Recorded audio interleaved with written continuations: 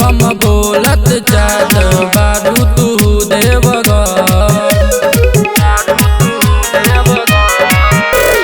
पहिले पहिले उठैले बारू धनी तू कांवर। बोल बम बोलत जात बारू तू देवघर। ध्यानवा लगा के पूजा करी है गे बाबा भोला से हमारे के मंगी है गे।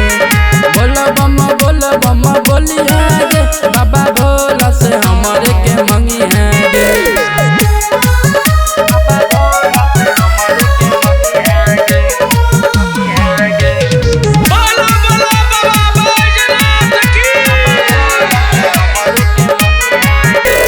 बाबा के द्वारा पजा के मनवा तू पूरा लगई है। हमरे तू नामवा के लेके बाबा पजलवा चढ़ई है।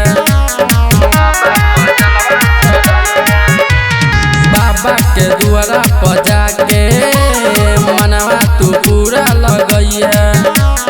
हमरे तू नामवा के लेके बाबा पजलवा चढ़ई है।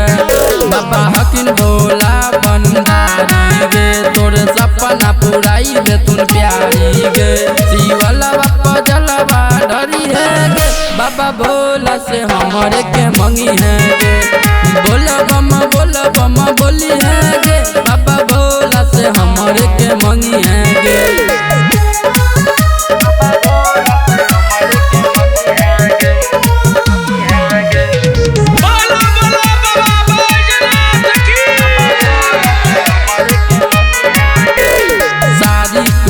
नील गेरुआ कांवर लेके तू चले। दिक्कत जे होई तोहरा के तब विक्रम विकास से बोले। साड़ी तू पे नील गेरुआ कांवर लेके तू चले। दिक्कत जे होई तोहरा के तब विक्रम विकास से बोले।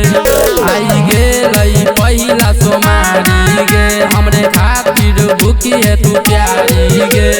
भोला बम के नारा सगरो गुजी है गे बाबा भोला से हमारे के मंगी है गे।